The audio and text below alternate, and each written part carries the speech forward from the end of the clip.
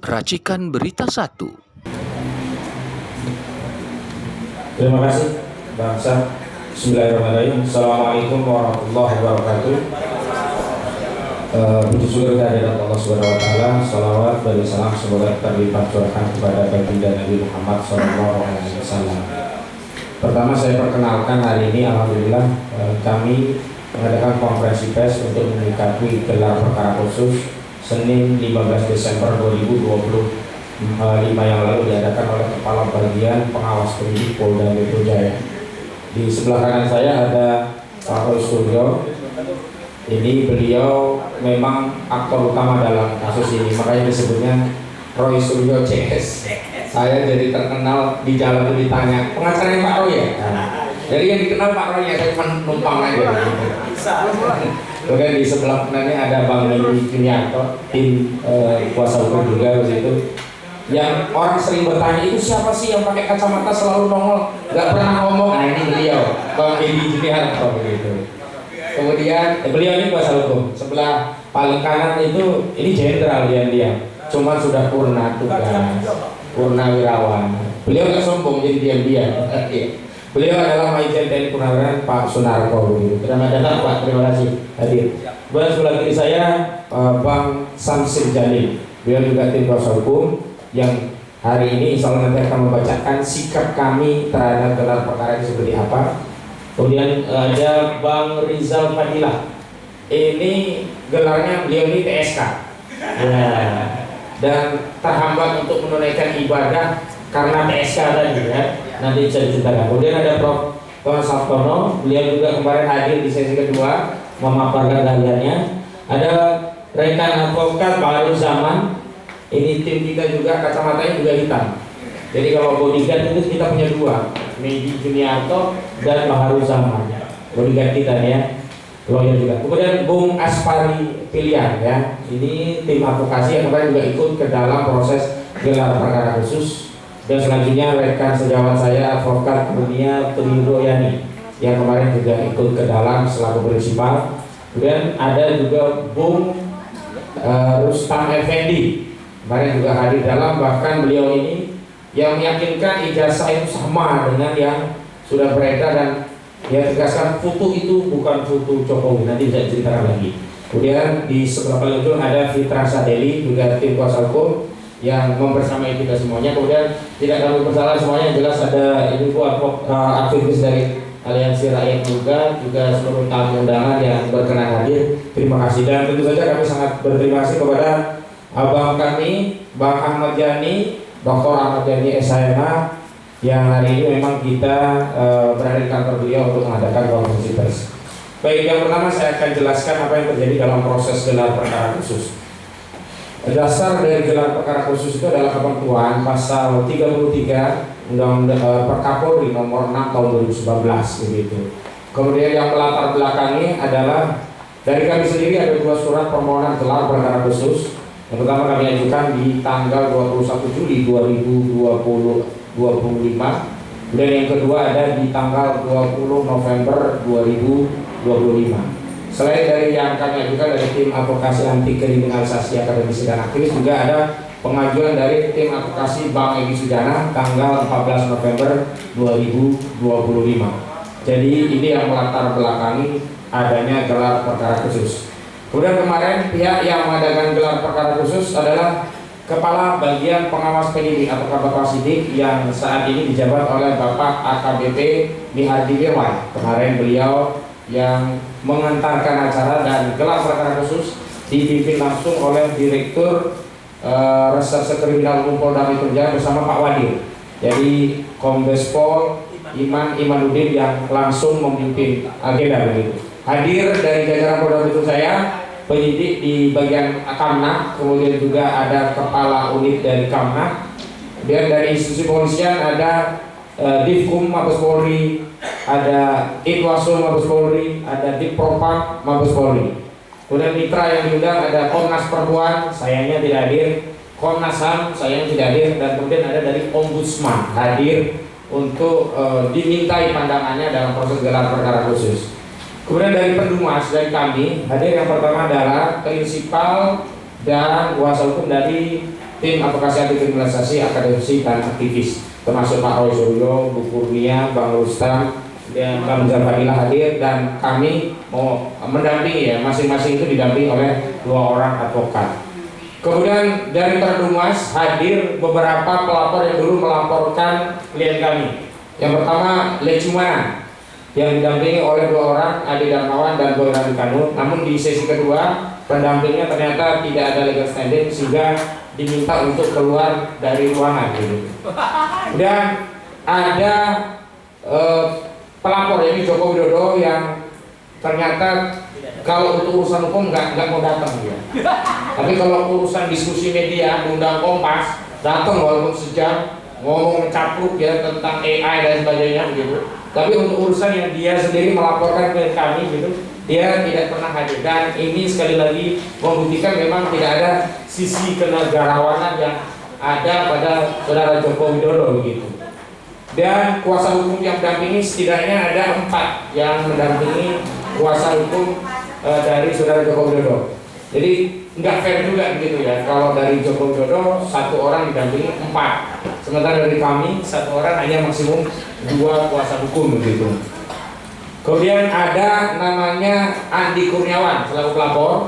Kemudian ada juga pelapor lainnya namanya Maret Samuel Sweken. Jadi juga hadir sebagai terlapor Dumas kalau dalam konteks gelar perkara khusus. Dalam konteks kasus ijazah palsu ini dia sebagai pelapor. Jadi untuk diketahui ada 4 laporan yang dikonsolidasi oleh Polda Metro Jaya. Yang pertama dari Lecumana, kemudian yang kedua dari saudara Joko Widodo, yang ketiga dari Andi Kurniawan, dan yang keempat dari Maret Samuel Sweken. Kemudian memang ada orang yang tidak jelas legal standingnya tapi sering mengikuti kasus ini, bahkan seolah-olah dialah yang punya perkara, yaitu saudara Andi Aswan dari Coman. Nah saat itu memang saya persoalkan, dan kepala bagian ya dari pengawas penyidik kemudian juga mempersoalkan, dan akhirnya saudara Andi Aswan meninggalkan ruangan. Kalau bahasa anak sekarang ya diusir keluar gitu ya. Tapi mereka selalu klarifikasi, kami tidak keluar, ya kami keluar dari ruangan dengan baik. Iya, kalau bahasa di dalam forum resmi kan nggak mungkin, keluar lu kan nggak mungkin begitu gitu. Tapi yang jelas kita persoalkan legal standingnya, dan akhirnya keluar dari ruangan. Dan sorenya ternyata ada di sesi kedua juga 2 orang lagi yang dikeluarkan dari ruangan. Baik, itu dari sisi pihak-pihak yang hadir begitu. Adapun secara substansi, pertama dibuka oleh AKBP Mihardi Mirwan dan menjelaskan susunan acara dalam proses gelar perkara khusus. Ada pembukaan, ada sambutan dari pimpinan gelar perkara khusus yakni Kombes Pol Iman Imanuddin. Kemudian dilanjutkan paparan dari penyidik tentang deskripsi kasus, dan ini yang kami juga selamat datang Bang Ahmad Yani. Kami persilahkan untuk menempatkan diri. Kalau masih ada yang di depan saling geser mungkin. Nah, Bang. Lanjut, ya. Oh, ada lagi tambah ya. Ya, jadi kami menduga tadinya akan ada gelar bukti yang dijejer sehingga kami bisa melihat. Ya, tetapi ternyata tidak, hampir sama repetisi apa yang terjadi di Baris Mabes Polri. Ya, ini hanya mendeskripsikan kasus dan apa saja yang sudah dilakukan oleh penyidik. Dan dalam kesempatan itulah Pak Roy yang kemarin konferensi pers menyatakan ternyata pasal-pasal yang sebelum ini dibantah oleh Joko Widodo tidak dilaporkan. Dari LP yang diterima oleh saudara Joko Widodo terbukti bahwa seluruh pasal itu memang diketahui dan dikehendaki oleh saudara Joko Widodo, karena dia tekan juga di bukti LP-nya gitu ya. Nah, apa saja pasal-pasalnya? Jadi ada 2 klaster pertama dan klaster kedua. Klaster pertama ini pihak-pihak yang dijadikan tersangka ada Egy Sujana, ada Kurniati Nurayani, ada Rizal Fadilah, ada Rustam Effendi, ada Damai Hari Lubis. Klaster kalau kami sebut ini klaster aktivis, ada 5 orang.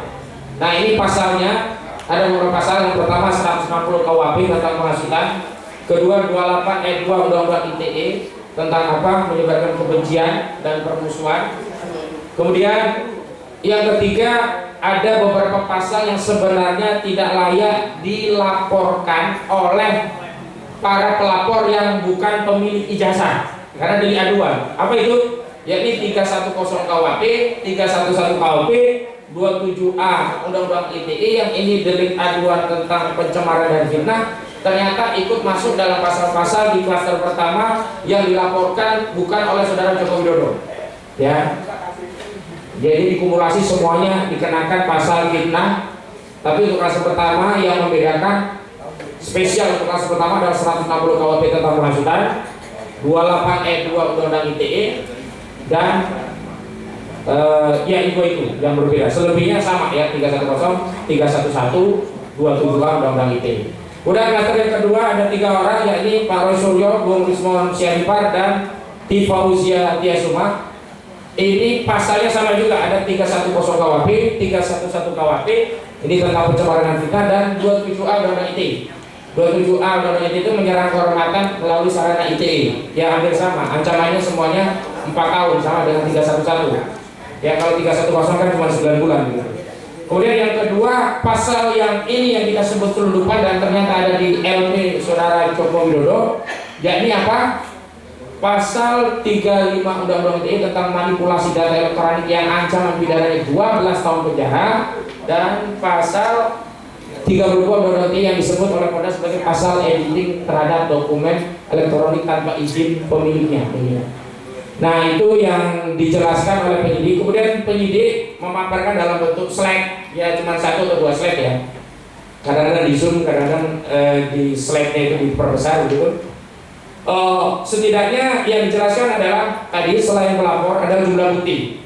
Jumlah bukti sebenarnya juga sudah kita ketahui dari kepala apa ya, Biro Humas Polda Metro Jaya, Kabid Humas Polda Metro Jaya. Jadi sebenarnya kita tahu ada sekitar 700-an bukti dari 130-an saksi, 22 lebih ya, 22 atau 24 ahli. Nah itu saja. Memang di dalam paparan diketahui ada ahli apa saja. Ada ahli bahasa, ahli pidana, ahli ITE, ahli sosiologi, dan seterusnya. Kemudian dijelaskan pula pasal-pasal yang tadi saya sebutkan. Dan setelah sesi pemaparan itu baru masuk sesi apa yang menjadi keluhan dari tim kami yang melakukan Dumas atau pendumas. Memang ada beberapa yang menyampaikan di sesi pertama perwakilan Bang Egi dan perwakilan dari tim advokasi anti kriminalisasi akademisi dan aktivis. Dan kami yang mengajukan evaluasi kritik terhadap gelar perkara khusus itu ada saya, ada Bung Gafur Sangaji, ada Bang Petrus Celestinus, kemudian 3 prinsipal juga mengajukan, yakni ada Bang Rustam Effendi, Bang Rizal Fadila, dan Bu Kurnia. Terakhir juga Bu Untung Susiasi juga ikut menyampaikan pandangan. Apa yang kami sampaikan dalam proses itu?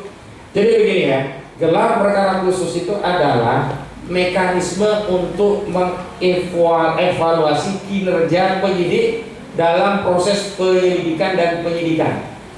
Evaluasi ini bersifat internal, karena itu nanti produk akhirnya adalah rekomendasi. Mirip dengan pra-peradilan. Kalau pra-peradilan itu mengevaluasi kinerja penyidik dari eksternal melalui lembaga peradilan, mekanismenya adalah pra-peradilan. Yang bentuk evaluasi itu adalah apakah penetapan tersangka itu dianggap sah atau justru tidak sah. Jika sah berarti penyidikan bisa berlanjut. Jika tidak sah maka putusan hakim pra-peradilan bersifat final and binding, wajib dilaksanakan oleh penyidik sehingga perkara harus dihentikan. Adapun kalau gelar perkara khusus, hasil akhirnya adalah rekomendasi. Apabila dalam proses penyelidikan dan penyidikan ditemukan unsur-unsur yang melanggar ketentuan peraturan perundang-undangan yang berlaku, cara untuk menganalisanya ada 3 hal. Pertama dari aspek kewenangan, kedua aspek prosedur, ketiga aspek substansi. Aspek kewenangan, apakah penyelidikan dan penyidikan dilakukan oleh penyidik sudah sesuai dengan kewenangannya atau dilakukan secara sewenang-wenang, abuse of power. Aspek prosedur adalah apakah tahapan proses dalam melakukan penyidikan, ditingkatkan penetapan tersangka itu sudah sesuai dengan ketentuan peraturan perundang-undangan yang berlaku, baik KUHP, Perkapolri, termasuk putusan-putusan undang-undang yang berkaitan dengan KUHP, misalnya putusan Mahkamah Konstitusi nomor 21 garing PUU strip Romawi 13 tahun 2014, di mana di sana ada kewajiban bagi penyidik untuk memeriksa calon tersangka sebelum ditetapkan sebagai tersangka. Aspek substansi tentu saja apakah materi-materinya yang diperiksa itu sudah sesuai dengan ketentuan peraturan perundang-undangan yang berlaku, sehingga keputusan penyidik untuk menetapkan tersangka itu sudah sah. Nah, produk lainnya rekomendasinya ada dua. Apabila penyelidikan dan penyidikan yang dilakukan oleh penyidik dinilai oleh bagian pengawas penyidikan Polda Metro Jaya sudah sesuai dengan ketentuan peraturan perundang-undangan yang berlaku, maka rekomendasinya adalah dipersilakan atau direkomendasikan untuk melanjutkan penyidikan pada tahap selanjutnya. Yang kedua, apabila proses penyelidikan dan penyidikan dilakukan oleh penyidik dinilai oleh bagian pengawas penyidik bertentangan atau melanggar ketentuan peraturan perundang-undangan yang berlaku, maka direkomendasikan untuk dihentikan dan kepada Direktur Tindak Pidana Kriminal Umum Polda Metro Jaya direkomendasikan untuk menerbitkan SP3. Apa itu SP3? Surat Perintah Penghentian Penyidikan. Itu ya. Nah, kemarin yang kami sampaikan apa saja problemnya? Yang pertama, dari tahapan itu memang ada tahapan yang meloncat, yakni ada 1 dari 8 tersangka ditetapkan sebagai tersangka padahal tidak pernah diperiksa dalam proses penyidikan.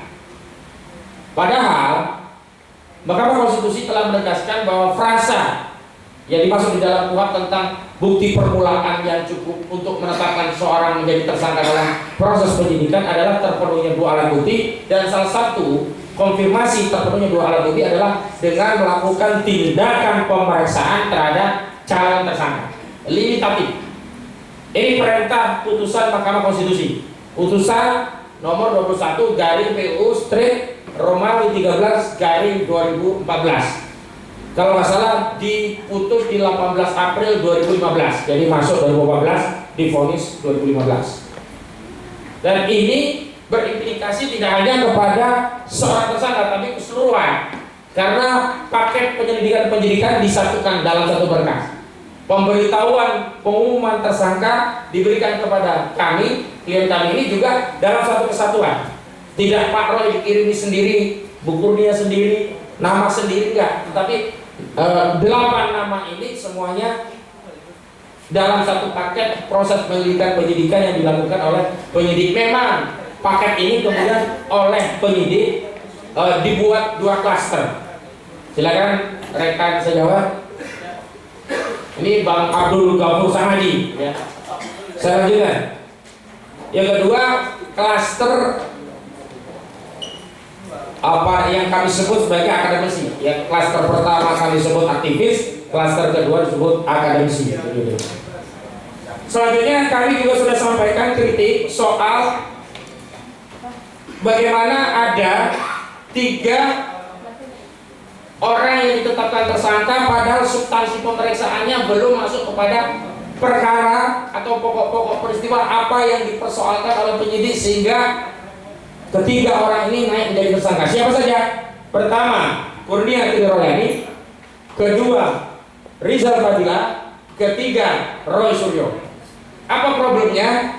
Kurnia Royani dan Rizal Fadila pada tingkat penyidikan sebelum diperiksa dan diambil keterangan itu sempat menanyakan ijazah pinjaman atau ijazah yang disebut asli, tapi tidak diberikan oleh penyidik dan akhirnya tidak dilakukan pemeriksaan dari substansi perkara. Kenapa? Karena setiap pertanyaan dalam berita acara pemeriksaan yang tebal itu hanya dijawab, saya baru akan menjawabnya setelah ditunjukkan kepada saya ijazah Joko Widodo.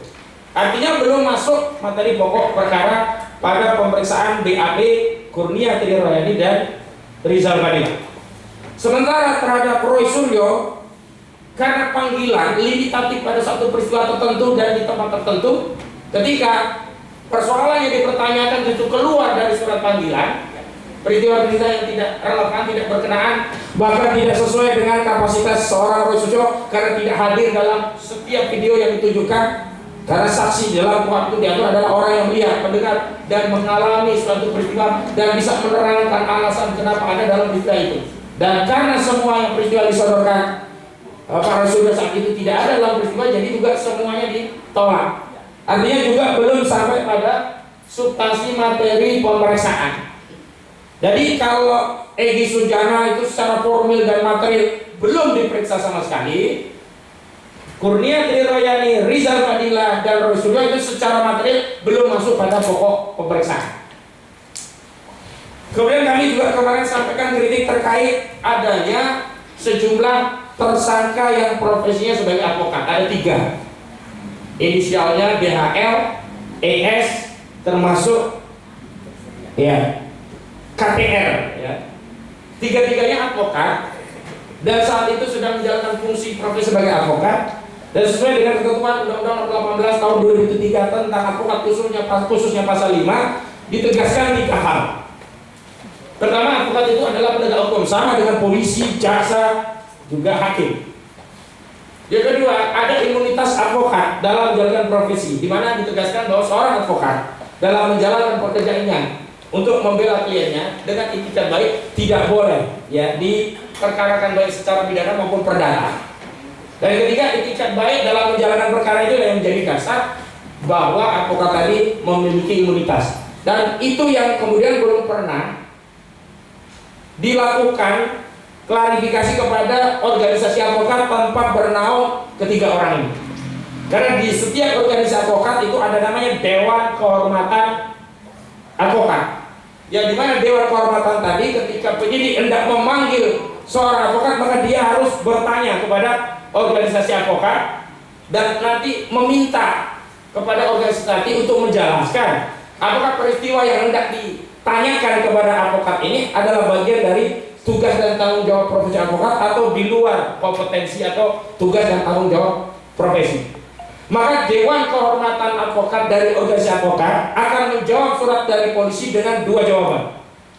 Yang pertama, apabila Dewan Kehormatan Advokat menjelaskan bahwa peristiwa yang hendak ditanyakan kepada advokat itu tidak dan bukan bagian dari tugas profesi seorang advokat, maka Dewan Kehormatan Advokat memberikan rekomendasi mempersilahkan penyidik untuk memanggil advokat yang bersangkutan. Yang kedua, apabila Dewan Kehormatan Advokat menjelaskan bahwa peristiwa ditanyakan adalah masuk dan terkategori tindakan-tindakan hukum yang dilakukan oleh seorang advokat dalam menjalankan profesinya, maka polisi tidak boleh memeriksa, tapi dipersilahkan mengajukan pengaduan dari siapa yang dirugikan oleh tindakan advokat dan akan diproses di Dewan Kode Etik Advokat. Jadi seperti itu. Dan ini konfirmasi ini diadakan atau tidak, setidaknya adalah ada dokumen dari polisi yang menanyakan itu kepada organisasi advokat. Itu hal-hal yang kemarin menjadi persoalan yang kita perdebatkan, yang memang tidak mendapatkan jawaban karena sesi tanggapan itu hanya internal mereka. Kemudian dari kubu Joko Widodo dan seterusnya. Nah, memang ada satu sesi yang menarik, yakni sesi di mana akhirnya kami meminta bukti itu menurut Budi Aris Setiaji, dia ditunjukkan bukti itu di rumah Joko Widodo pada sekitar bulan Juli ya kalau nggak salah. Oh, Oktober. Ya, Jumat 24 ya. 25 atau 24? 24. Oh, berarti 24-nya nanti di Tigo ya. Dia menyatakan sudah ditunjukkan dan asli. Sementara pada tanggal 23 Julinya itu hari Rabu 23 Juli barang itu disita oleh penyidik Polda Metro Jaya saat melakukan pemeriksaan lanjutan kepada saudara Joko Widodo di Solo, karena saudara Joko Widodo mengaku sakit dan tidak bisa ke Jakarta, maka polisi yang ngalah ke Solo. Tapi sakitnya saudara Joko Widodo itu unik. Untuk ke Jakarta, keluar kota untuk memenuhi panggilan penyidik dalam rangka pro justisia tidak bisa. Tapi kalau nggak salah Kongres PSI itu di Jogja ya? Enggak, di Solo. Oh ya, Kongres PSI keluar untuk memberikan orasi gitu. Jadi sakitnya unik ini ya. Sakitnya kalau ketemu polisi itu nggak bisa. Tapi kalau untuk kongres, ke Kompas TV, wawancara media sehat, tapi agak sehat juga sih bisa kita lihat gitu ya. Jadi itu yang terjadi. Makanya kami meminta untuk memastikan apakah benar barang bukti itu ada, apakah benar barang bukti itu sudah disita. Jadi konteksnya akhirnya itu. Nah, sebelumnya kuasa hukum dari saudara Joko Widodo, Yakub Hasibuan, berkeberatan dan minta agar jangan ditunjukkan barang bukti itu kecuali nanti saja di pengadilan. Itu. Tapi akhirnya ada ditengahi oleh Butatun ya kalau nggak salah namanya, dari Ombudsman, yang menjelaskan bahwa demi transparansi, dan inilah objek yang kami awasi dari Ombudsman, pengawasan tentang kinerja pelayanan kepolisian apakah dalam melakukan penyidikan itu transparan, maka sebaiknya ya rekomendasi dari Ombudsman, barang bukti itu ditunjukkan.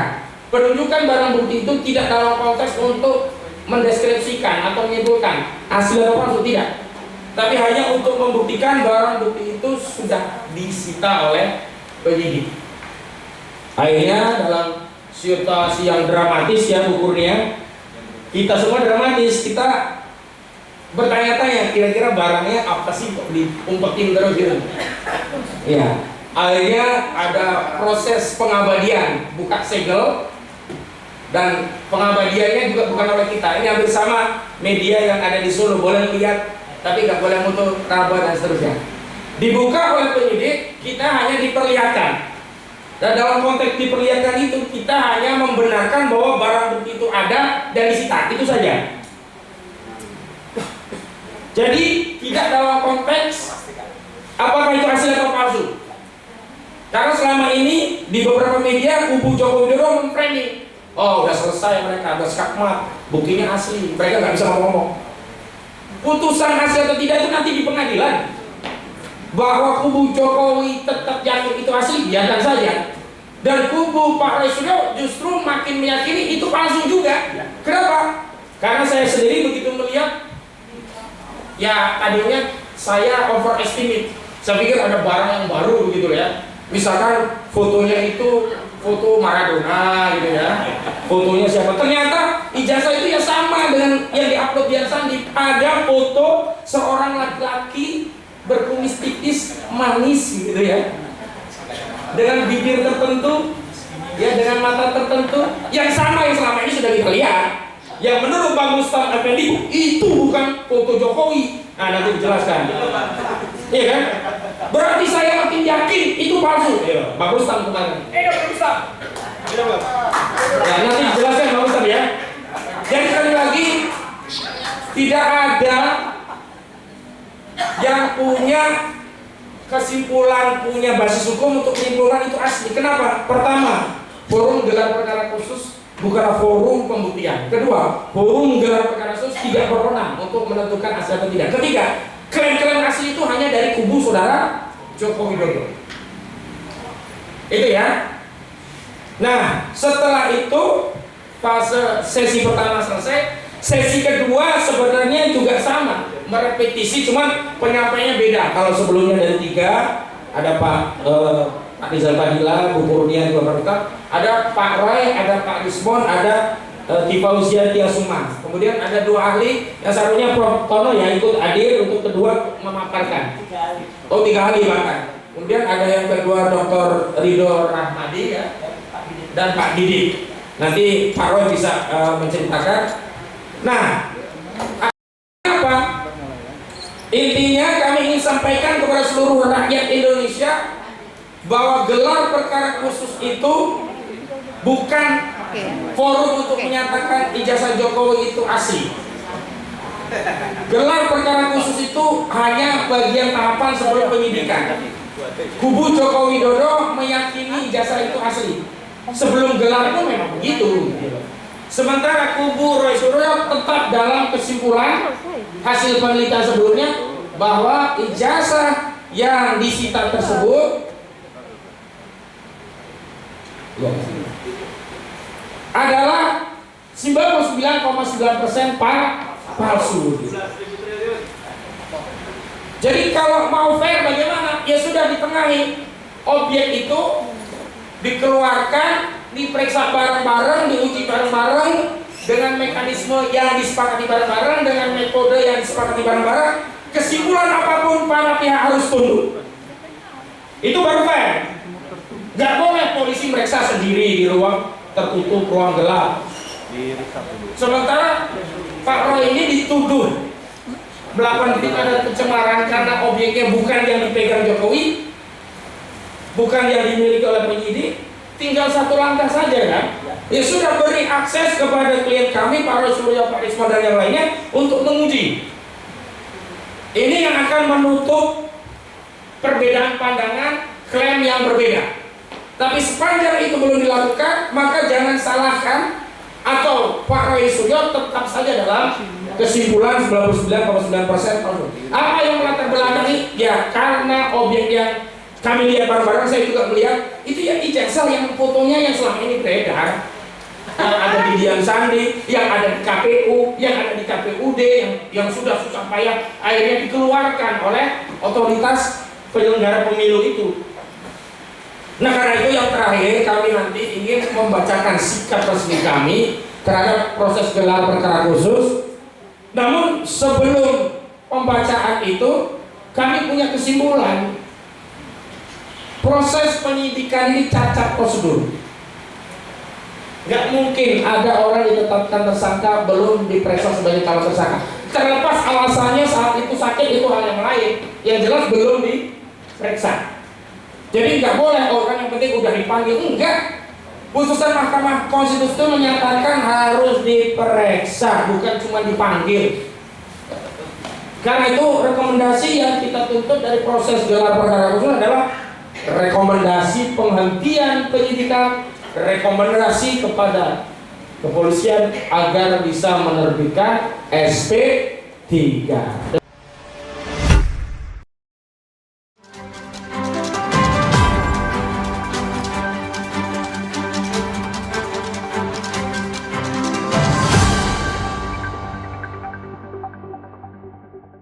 Racikan Berita 1.